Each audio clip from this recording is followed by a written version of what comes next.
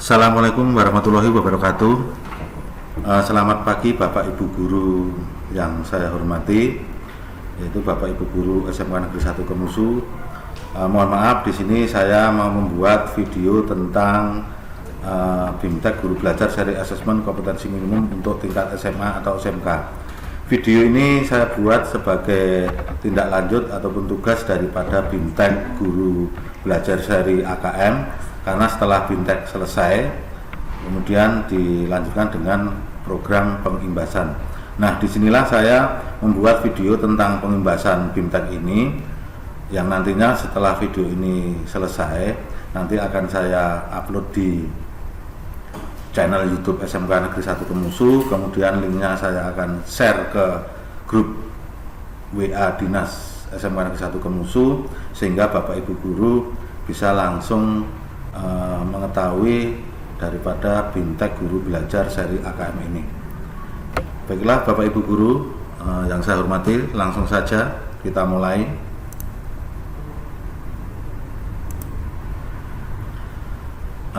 Saya setelah selesai melaksanakan program BIMTEK Guru Belajar Seri Asesmen Kompetensi Minimum, yang mana dalam diklat ini nanti materinya sudah saya rangkum. Yang pertama adalah mengenai orientasi guru belajar. Kemudian di sini ada beberapa bagian, mulai dari latar belakang dan kebijaksanaan asesmen nasional, kemudian apa pentingnya asesmen nasional itu, kemudian refleksi orientasi, kemudian ada kuis. Nah, di sini nanti kita mengerjakan kuis. Kemudian materi yang kedua yaitu pengantar program BIMTEK. Di sini selamat datang, ini adalah dari panitia, nanti akan memberi keterangan. Kemudian setelah itu pra program BIMTEK Guru Belajar. Nah, di sini dilanjutkan dengan kuis pra. Dalam kuis ini nanti akan ada 30 kuis untuk mengetahui sejauh mana kita mengetahui tentang AKM tersebut. Setelah kuis pra nanti akan dilanjutkan dengan konsep asesmen nasional. Nah, di dalam konsep asesmen nasional ini nanti materinya mulai dari pengantar, kemudian ada tujuan manfaat ini, evaluasi UN, kemudian membandingkan AN dan UN, ya, asesmen nasional dan ujian nasional, kemudian ada kuis konsep, kemudian ada perayaan dan refleksi. Nah, di dalam refleksi ini nanti kita dituntut untuk mengerjakan kuis refleksi topik 1, yaitu mengenai konsep asesmen nasional. Kemudian materi yang keempat, teknik pelaksanaan asesmen nasional. Nah, di dalam bab ini nanti akan diberi materi tentang mulai dari A sampai F ini, petunjuk, kemudian ada kriteria, asesmen nasional, kemudian merumuskan butir, kuis, perayaan, dan sekali lagi kita untuk mengerjakan topik 2 atau kuis topik 2, yaitu teknik pelaksanaan asesmen nasional. Kemudian dilanjutkan yang kelima, yaitu asesmen literasi membaca tingkat SMA. Di sini nanti akan dibahas mengenai konsep literasi membaca, kemudian mengenal asesmen kompetensi minimum literasi membaca, kemudian ada menganalisis tahapnya, kemudian kita diberi juga contoh butir soal asesmen, terutama yaitu bagian literasi ini. Kemudian kita latihan membuat soal. Nah, di dalam materi ini nanti dilanjutkan dengan selanjutnya yaitu kuis. Kita dituntut untuk bisa membuat soal asesmen untuk literasi membaca. Setelah itu nanti akan ada perayaan belajar, ini penghargaan, kemudian ada refleksi, dilanjutkan dengan kuis topik 3 yaitu mengenai asesmen literasi membaca. Materi selanjutnya yaitu yang keenam, asesmen numerisasi tingkat SMA. Jadi di sini ada konsep numerasi, kemudian ada mengenal, menganalisis, contoh butir. Kita juga dituntut untuk bisa membuat soal ini. Kemudian ada kuis, perayaan sama tahapannya. Terakhir adalah refleksi, kuis refleksi. Kemudian yang ketujuh adalah tindak lanjut laporan hasil AKM. Ini ada mengidentifikasi 4 kategori. Kemudian menjelaskan perbedaan pembelajaran berbasis kompetensi dan konten. Jadi 2 ini nanti akan dibahas. Kemudian ada analisisnya. Kemudian kita strategi pembelajaran untuk rekomendasinya juga sudah ada. Contoh strategi. Kemudian di sini ada pengantar mengenai segitiga belajar, yaitu kurikulum, asesmen, dan pembelajaran. Kemudian yang selanjutnya kuis, tindak lanjut hasil AKM. Kemudian sama formatnya, ya, kemudian dilanjutkan dengan perayaan belajar, refleksi topik 5, Dan bagian ke-7 terakhir adalah kita mengerjakan kuis untuk topik 5, yaitu tindak lanjut laporan hasil AKM. Nah, yang terakhir adalah asesmen pasca program.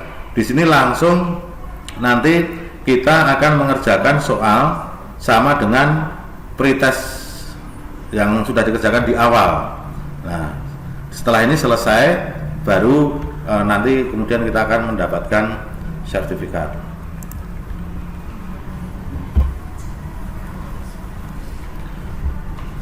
Nah, di sini saya akan bahas mengenai isi dari diklat tersebut, mulai dari yang pertama adalah latar belakang. Di sini bisa penjenengan baca, karena sudah saya rangkum dari sumber Kemendikbud, bahwasanya program Guru Belajar ini salah satu cara untuk mengaktualisasikan ya, berbagai kompetensi yang dimiliki, kemudian mengevaluasi diri, mengembangkan diri secara mandiri dan berkelanjutan. Kalau kemarin sebelum diklat ini memang sudah ada dari Kemendikbud di dalam SIMPE KB itu, yaitu kita diklat seri belajar COVID-19 ya. Nah, ini dilanjutkan dengan AKM. Nah, di sini disebutkan program AKM ini merupakan program pembelajaran yang dirancang untuk membantu para guru atau kepala sekolah baik itu tingkat SD, SMP, SMA, SMK dan PKBM ya, yang sederajat untuk memahami tujuan, konsep dan bentuk daripada pelaksanaan AN atau asesmen nasional, serta nanti dapat menganalisis contoh asesmen literasi membaca dan numerasi pada AKM-nya. Di sini saya kutip daripada Dirjen GTK Kemendikbud ya. Beliau Bapak Iwan Sahril mengungkapkan bahwa asesmen nasional merupakan upaya untuk menghadirkan pembelajaran yang relevan dengan zaman. Asesmen nasional ini terdiri dari asesmen kompetensi minimum atau AKM, survei karakter, dan survei lingkungan belajar. Ini merupakan latar belakang diadakannya diklat BIMTEK seri AKM atau asesmen kompetensi minimum. Kita lanjut. Nah, ini saya ulang lagi, apa itu program Guru Belajar seri asesmen kompetensi minimum atau AKM? Tadi sudah saya depan di depan ya. Intinya adalah seperti ini. Kemudian kita lanjut. Tujuan apa kita untuk melakukan diklat Guru Belajar seri AKM ini? Ini yang pertama disebutkan memahami konsep asesmen nasional. Jadi nanti akan kita pelajari bagaimana konsep asesmen nasional tersebut. Kemudian memahami bentuk pelaksanaan, kemudian menganalisis contoh asesmen, numerisasi ya, yang di atas tadi literasi, kemudian membaca dan menindaklanjuti daripada hasil AKM. Kemudian yang keenam adalah melakukan pengembasan dengan mengajak rekan guru yang lain untuk mengikuti program Guru Belajar seri AKM seperti yang saya laksanakan pada saat ini.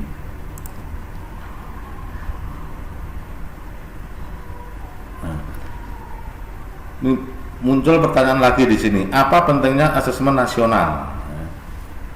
Sekali lagi, asesmen nasional itu pada intinya dilakukan untuk meningkatkan mutu pendidikan ya. Karena selama ini kan banyak sekali istilahnya pro dan kontra ya, dengan adanya ujian nasional. Nah, di sini ada istilahnya alternatif atau kebijakan dari pemerintah yang namanya adalah asesmen nasional.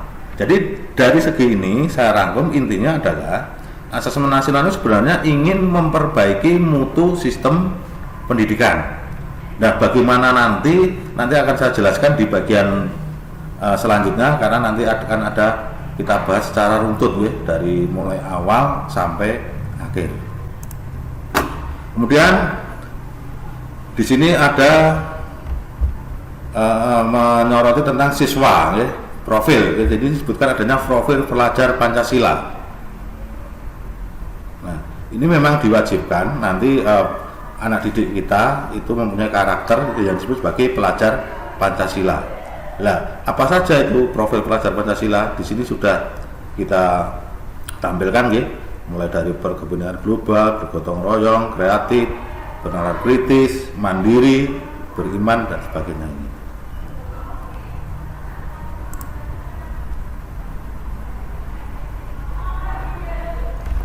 Nah, melalui asesmen nasional, capaian kompetensi apa yang ingin dicapai sebenarnya oleh pemerintah ini? Di sini sudah ada diagramnya untuk kompetensi siswa.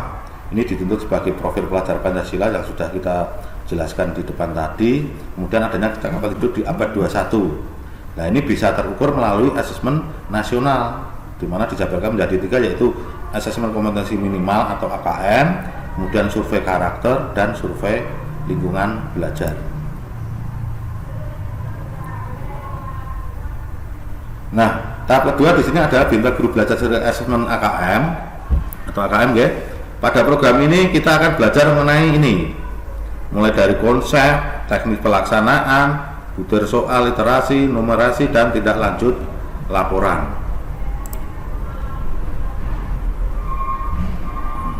Kita bahas satu persatu ya. Untuk konsep asesmen nasional, nah ini sudah saya rangkum dari isi diklat tersebut. Di sini ada pertanyaan melalui penjelasan fase orientasi di depan, ya, apa yang dapat Anda simpulkan mengenai asesmen nasional. Nah, di sini disebutkan kesimpulannya adalah asesmen nasional adalah program penilaian terhadap mutu setiap sekolah atau madrasah dan program kesetaraan pada jenjang dasar dan menengah. Jadi sekali lagi inti dari konsep asesmen nasional adalah sebenarnya ingin meningkatkan mutu pendidikan. Di sini ada 3 instrumen penting dalam AKM itu, 3 utama dalam mendukung pembelajaran ya, yaitu AKM, survei karakter, dan survei lingkungan belajar. Nah, di sini sudah sebutkan. Kita lanjut. Tujuan dan manfaat asesmen nasional itu sebenarnya apa? Di sini sudah dijelaskan. Ada 1, 2, 3 ini ya.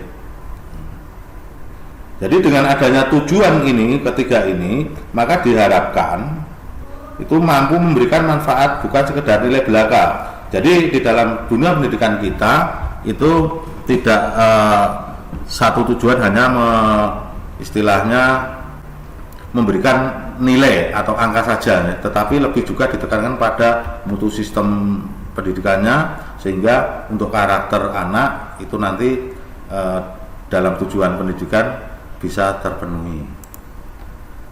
Kita lanjut lagi. Nah, di sini ada manfaat asesmen nasional. Ini ada potret kualitas pembelajaran, karena dengan adanya asesmen nasional kita bisa mengetahui kualitas pembelajaran di sekolah kita masing-masing itu seperti apa. Nanti akan terdeteksi. Kemudian ada umpan balik peningkatan pembelajaran sekolah. Jadi dengan adanya asesmen nasional ini nanti kita bisa menindaklanjuti bagaimana kita harus bertindak. Kemudian dasar penyusunan program peningkatan kualitas pembelajaran di sekolah atau daerah. Sehingga setelah asesmen nasional ini dilaksanakan, kita akan mengetahui sekolah kita harus bagaimana supaya untuk tujuan daripada pendidikan, terutama di dalam asesmen nasional dari pemerintah ini benar-benar bisa kita laksanakan atau tercapai. Lanjut lagi. Nah, asesmen nasional muncul karena memang adanya pro kontra dan ujian nasional. Nah, di sini sudah ada di ujian nasional sudah dievaluasi dari Kemendikbud ya, hasilnya seperti ini. Kemudian nanti di belakang juga akan kita pelajari. Nah, langsung saja kita ambil kesimpulan untuk perbandingan asesmen nasional dengan ujian nasional. Bisa penjenengan Bapak Ibu guru lihat di sini asesmen nasional, di sini ujian nasional. Ini ada perbedaan, perbandingan juga ini. Tujuannya asesmen nasional ini untuk mengevaluasi mutu terkait sistem. Kalau ujian nasional untuk mengevaluasi capaian hasil belajar murid secara individu. Nah ini. Kemudian banyak sekali ini ada berapa ini? 1, 2, 3, 4, 5, 6, 7. Kemudian untuk yang jenjangnya ini. Kemudian untuk level siswa kalau asesmen nasional AN itu hanya kelas 7, 8, dan 11. Tetapi kalau ujian nasional adalah tingkat akhir pada tiap jenjang. Jadi ini kalau SMP ya kelas 9, kalau SMK ya kelas 12 untuk UN. Tapi untuk AN hanya kelas 7, 8, 5, 8, dan 11. Jadi ini untuk 5 kelas tingkat SD, SMP, ini SMA, SMK. Kalau AN itu hanya acak, tapi kalau ujian nasional adalah semua siswa wajib mengikuti. Dan model soal seperti ini. Nah, ini adalah perbandingannya. Kita lanjut.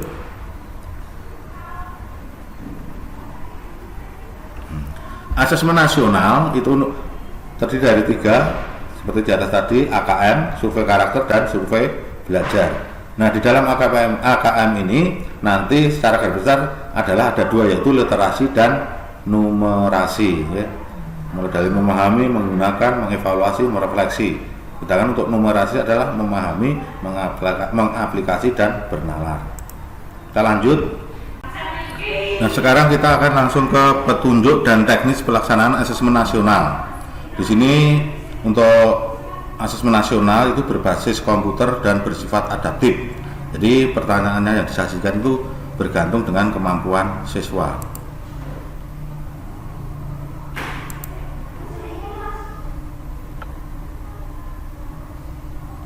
Kemudian untuk petunjuk yang lainnya di sini untuk peserta AKM. Jadi untuk peserta AKM itu adalah seluruh satuan pendidikan, tidak semua murid, pemilihan sampel secara acak. Jadi untuk AKM ini untuk tingkat SD yaitu kelas 5 SD, kemudian untuk SMP itu kelas 8 dan untuk SMA SMK berarti kelas 11. Kemudian pemilihannya adalah secara acak untuk sampelnya.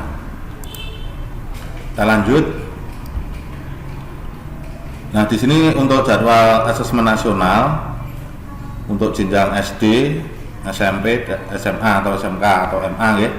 Di sini untuk hari pertama yaitu tes literasi, survei karakter untuk SD, kemudian SMP itu tes literasi 90 menit. Kemudian untuk SMA SMK untuk hari pertama itu survei karakter selama 30 menit.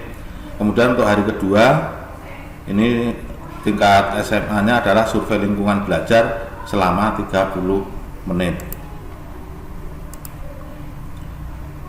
Nah, di sini ada kriteria peserta asesmen nasional. Tadi di depan juga sudah kita singgung, adalah seluruh satuan pendidikan, tidak semua murid, pemilihan sampel secara acak. Nah, ini tadi kelas 5, 8, 11, berarti ini SD, SMP, SMA atau SMK. Setiap peserta mengerjakan tes literasi membaca, tes literasi numerasi, survei karakter, dan survei lingkungan belajar. Nah, di dalam diklat ini juga diberikan mengenai analisis butir soal asesmen kompetensi minimum atau AKM ya. Di sini ada bentuk soalnya pilihan ganda, kemudian pilihan ganda kompleks, menjodohkan, isian singkat dan urean. Jadi bentuk daripada soal di dalam AKM ini adalah seperti ini. Nah, mulai dari pilihan ganda sekali lagi, ganda kompleks, menjodohkan, isian singkat dan urean. Nah, kita bahas mengenai komponen AKM literasi membaca. Di sini ada konten, proses kognitif, dan konteks. Nah, di dalam konten ini ada teks informasi, kemudian ada teks visi. Sedangkan di proses kognitif ini adalah menemukan informasi, interpretasi dan integrasi, evaluasi dan refleksi. Kemudian konteksnya adalah personal, sosial budaya, dan saintifik. Ini untuk komponennya. Kita lanjut. Nah, dalam ini nanti kita wajibkan untuk membuat soal asesmen ya, literasi. Ini sudah saya kerjakan nilainya seperti ini.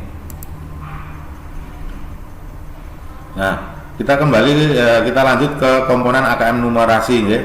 Di sini ada kontennya, ini adalah bilangan meliputi representasi, sifat urutan, operasi beragam, jenis bilangan, ya, cacah, belebatan dan sebagainya ini. Kemudian ini ada proses kognitif, ada konteks. Masing-masing sudah ada penjelasannya. Nah, ini salah satu contoh butir soal asesmen numerasi ya, tingkat SMA atau SMK. Di sini disajikan ilustrasi. Ini kompetensinya adalah memahami dan menggunakan perbandingan trigonometri. Di sini ada soal gunung ya. Ini meletus di Gunung Sinabung ya. Ini ada tingginya dan sebagainya beserta jawabannya ini. Ini adalah salah satu contoh butir asesmen numerasi. Nah, hasil AKM dilakukan dalam 4 kelompok ya. Itu menggambarkan tingkat kompetensi yang berbeda. Intinya adalah 4 kelompok itu, yang pertama intervensi khusus, kemudian dasar, cakap, mahir. Dengan detail tingkat kompetensinya seperti ini. Contoh untuk cakap berarti murid mampu membuat interpretasi dan informasi implisit yang ada dalam teks, mampu membuat simpulan dari hasil integrasi beberapa informasi dalam suatu teks. Jika murid sudah mampu ini, berarti dikategorikan sebagai cakap untuk mahir ini. Jadi ada 4 ini.